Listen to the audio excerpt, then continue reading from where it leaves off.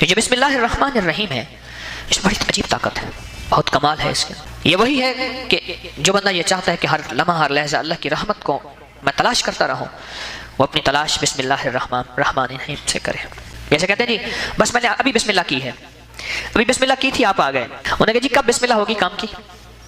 हमारे ये मुआशरे में एक लफ्ज़ बना हुआ है, फिक्रा है, गुफ्तगू का एक अंदाज है।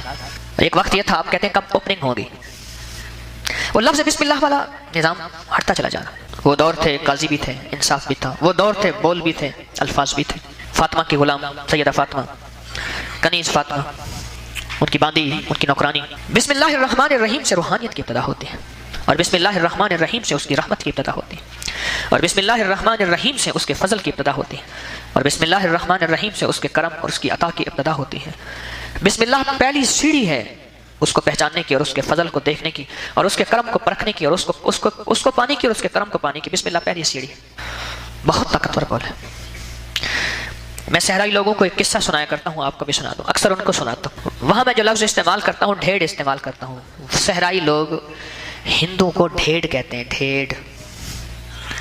कि ढेड़ों की एक बच्ची थी, मुसलमानों के साथ उठती बैठती खेलती थी, तो मुसलमान हो गई। अब हिंदुओं को उनको क्या कि तो बच्ची मुसलमान हो गई, हमारे लिए शर्मिंदगी की बात है।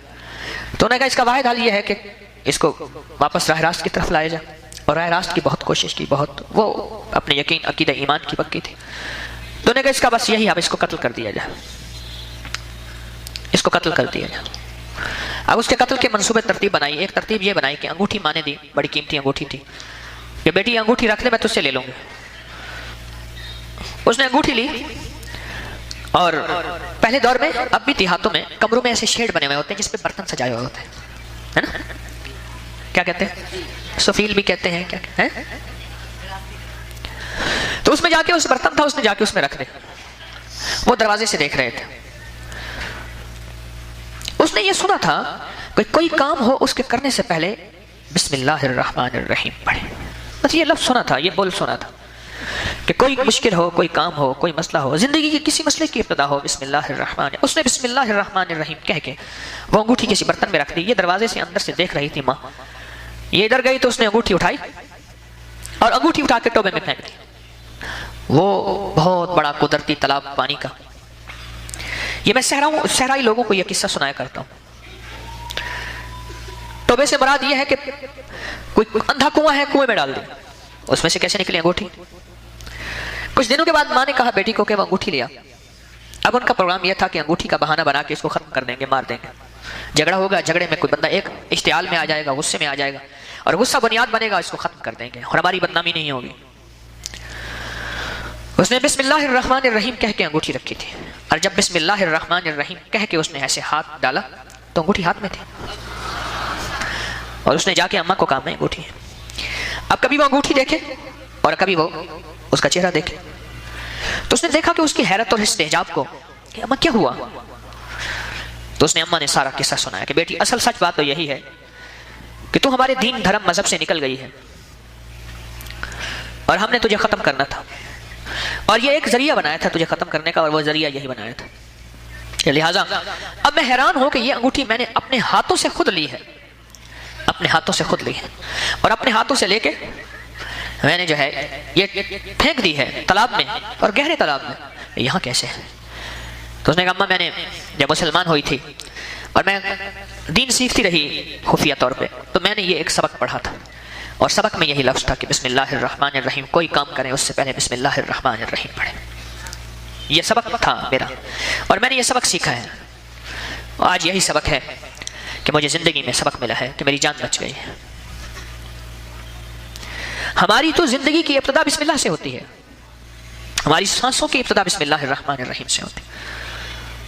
ये वो लफ्ज़ था जिसके जरिए से बरकत आती थी। कहते ये बंदा कौन सा है? कह रहे बिस्मिल्लाह दे वेले दा बंदा है। पहले बंदों के बारे में कहते कि बरकत वाला आदमी है। कह रहे वो क्या बिस्मिल्लाह के वेले थे? बरकत वाले वेले थे, यानी जमाने थे जब बिस्मिल्लाह घरों में थी तो औरतें चक्की पीसते हुए भी, मधानी चलाते हुए भी, काम करते हुए बिस्मिल्लाह। एक कमाता था, सारे खाते थे। एक बाबा जी उस दिन मेरे पास आए, गांव के कसूर के। बेटी ने आते ही मुझे कागज पकड़ा दिया, उसमें लिखा हुआ था अब्बा जी मुझे नौकरी करवाना चाहते हैं, और नौकरी भी ऐसी जगह जहाँ बेहयाई है, और मैं शर्म वाली हूँ, आपके दर्द सुने हैं, मैं नौकरी नहीं करना चाहती। मैंने कागज रख दिया। बाबा जी कहने लगे जी कि वो वजीफा दे, बेटी की नौकरी नहीं होती। तो मैंने कहा बाबा जी ऐसा वजीफा ना दे दूं जिसमें बरकत हो जाए। कह रहे वो बड़ा कर लिया भाई, इसकी नौकरी का वजीफा दे दो। मैंने कहा बाबा जी आपको आपकी अम्मी ने नौकरी करके पाला था? कहा नहीं। इसने? मेरा अब्बा था, काश्तकारी करता था। मैंने कहा अम्मा कहाँ नौकरी करती थी? कहीं नहीं करती थी। मैंने कहा बाबा जी इस बेटी को नस्लों के लिए संभाल के रहने दे, कायनात में सबसे कीमती चीज नस्लें हैं, और नस्लों की नौकरी सबसे बड़ी नौकरी है, और नस्लों की नौकरी के बाद एक दुनिया पैदा होती है जो सारी दुनिया में सबसे आला खुशबू निकलती है, वो नस्लों के लिए अल्लाह ने औरत को रखा हुआ है। ये नस्लें सबसे ज्यादा कीमती हैं। मैंने बाबे को लाख समझाया, नाराज हो गया और चला गया, और बेटी को कहा उठ यहां से निकल चल। उसको मेरी बात समझ नहीं आई, उसका कोई कसूर नहीं था। हवा जो ऐसी चली है, सारे कमाएंगे तो घर में निजाम चलेगा, गुजारा होगा। बरकत हमसे उठी है, और वह रहमत उठी है जो हर पल हम तलाश करते थे, और रहमत हमसे हटी है जिसके हर पल हम मुतलाशी रहते थे। इस रहमत वाली जिंदगी में बिस्मिल्लाह का बड़ा किरदार है। जहां रहमत वाले बोल और भी हैं, जहां रहमत वाली बरकतें और भी हैं, जहां रहमत वाले फजल और करम का अंदाज और भी हैं, उसमें एक ये बिस्मिल्लाहिर रहमानिर रहीम भी है, जो हमारी काम की हर इब्तदा, गाड़ी में बैठते ही बिस्मिल्लाह, कदम चलते ही बिस्मिल्लाह। हमारे यहाँ एक दूध दही वाला बंदा है,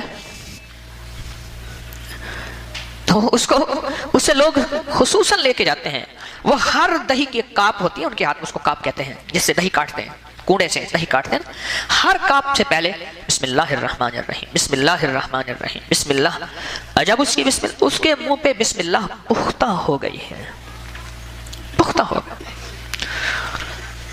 मुझे एक साहब कहने लगे कि बिस्मिल्लाह कोई ऐसी पुख्ता हो गई कि मैं उस दिन बैठा अस्तंजा कर रहा था और बिस्मिल्लाह पढ़ रहा था। मुझे ख्याल है मैं क्या कर रहा हूँ।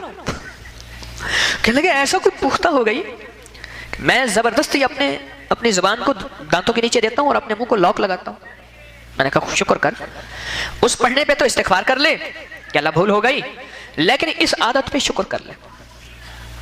उस पढ़ने पे तो इस्तिग़फ़ार कर ले, इस आदत पे शुक्र कर ले। आपको याद है कि मैंने बिस्मिल्लाह का एक नक्श बताया था, एक तावीज़ बताया था। उस दिन एक साहब मेरे पास आए, वो तो ऐसे माहिर हो गए, कमाल है भाई। मैंने कहा मुझे वो लिख के दो। उसने कागज में मुझे लिख के दिए, बैठा है बंदा वो यहाँ पर, उसने मुझे कागज पे लिख के दिए ऐसे। हालांकि नक्श मेरा था, लेकिन फन उसको आ गया। याद है मैंने कहा था बा कितनी दफा लिखना है? 19 बार, और सीन 19 बार, और 19 बार। बस ये ऐसे लाइन में पहले 19 दफा लिख के छोटे से कागज पे बारीक बारीक सी बा, जिसको बे कहते हैं, और सीन और मीम, 19 बार लिख के छोटे से कागज पे। ये उंगली का पोरा है ना, उंगली का पोरा, ये छोटा सा, इससे भी छोटा सा कागज हो या इतना हो, बा, फिर सीन निचली लाइन में 19 बार बा, फिर 19 बार सीन, फिर 19 बार मीम। इसके ऊपर अल्लाह लिखें, जो इन तीनों सत्रों को के दरमियान में काटता हुआ, यानी सत्रों के दरमियान में ऊपर अल्लाह लिख दीजिए। ये तावीज़ मैंने आपको दिया था, याद है? दिया था। मुझे वो साहब कहने लगे मैंने जिस बीमारी के लिए दिया निशाने पे लगा, जिस झगड़े के लिए दिया फायदा हुआ, और ख़ास तौर पे मैं इसको ब्लड प्रेशर के लिए, टेंशन के लिए, हेपेटाइटिस के लिए और लाइलाज बीमारियों के लिए देता हूँ। लोग दूर दूर से मुझे लेने आते हैं, कहते हैं किसी बाबा जी की इसको अता है, एक तावीज़ देता है, मुंह में डालो, चूसते रहो इसको, कागज़ घुल जाए, कागज़ भी निकल जाओ। कोई इसके पास तावीज़ है, और अजब इसके पास तावीज़ है। इमरान अशरफ साहब गाजी रोड पे, उनके घर वाले इंतज़ार कर रहे हैं, तशरीफ़ ले जाएं। इमरान अशरफ गाजी रोड, कहते हैं कोई इसमें अजीब तासीर है, अजीब अनोखा इसके अंदर कमाल है। ये बिस्मिल्लाह की इब्तदा है, ये अर्रहमान और अर्रहीम इसमें नहीं है, और इसमें लिखना भी नहीं, क्योंकि ये नक्श इतना ही है। बिस्मिल्लाह के कमालात हैं इसमें बहुत से, और अनोखे कमालात हैं। और इसकी तासीर अनोखी तासीर है, अनोखा इसमें फायदा है। जिस बीमारी के लिए इसको मुंह में रखें और मुस्तकिल करें। नफरतें, एक साहब मुझसे कहने लगे मेरे मुंह से गाली नहीं जाती। मैंने कहा बिस्मिल्लाह का तावीज़ मुंह में रख, इसको चूसता रहे इस नियत से, और 40 दिन ऐसा कर। हर नमाज के बाद एक तावीज़ मुंह में रख ले, ठीक, सुबह शाम रख ले, ठीक, वरना दिन में एक तावीज़ ले ले, मुंह में रखें, चूसते रहें, हत्ता कि कागज गल जाए तो कागज भी निकल जाए, और 40 दिन ऐसा करें। मुझसे कहने लगा कि 40 दिन से पहले पहले मेरे मुंह में गाली नहीं थी। कल ही मेरे पास एक साहब आए, उनको जल्दी थी, उन्होंने यहाँ इशरा में कहीं जाना था, बात बात पे गाली दे रहे थे। मैं हैरान था। एक किताबों का बोरा उन्होंने बंडल उठाया हुआ था और बात बात पे गाली दे रहे थे। फिर मेरे साथ हंस पड़े, फिर गाली दे रहे थे, फिर एक बंदे पे नाराज हो गए, फिर गाली दे रहे थे। मैं हैरान था उनकी तबीयत पे, उनकी जिंदगी पे, वो गाली दे रहे थे। उम्र में बड़े थे, इल्म में ज्यादा थे, मैं कुछ नहीं कह सकता था, लेकिन उनकी मुलाकात का नक्श मेरे ऊपर ऐसा हुआ कि मैंने कहा मौला तेरा कितना करम है, तूने मेरे मुंह में गाली नहीं दी। मुझे कहने लगा कि 40 दिन से पहले पहले मेरी गाली खत्म हो गई, इस नक्श से पहले मेरी गाली खत्म हो गई मुझसे। हम एक सफर में थे, वो मैंने बताया ना कि मेरे सफर में जिसमें मियाँ वाली के एक साहब ने पूछा तेरा नाम क्या है, तेरे नाम के लिए वकील रखना पड़े, वाकया सुनाता रहता। उस सफर में हम थे, तो हमारे साथ एक सफर में हमारे दोस्त एक, वो हर बात पे गालियां देते थे। अच्छा, फिर बाज़ औक़ात उनको खुद पता ही नहीं, फिर मैंने क्या किया, 2 बंदों को गवाह बनाया। मैंने कहा देखो ये बात करेंगे ना, गालियां देना, आप जरा गवाह है ना। उन्होंने बात खत्म कर ली। मैंने कहा इस बात में आपने 5 दफा गाली दी है।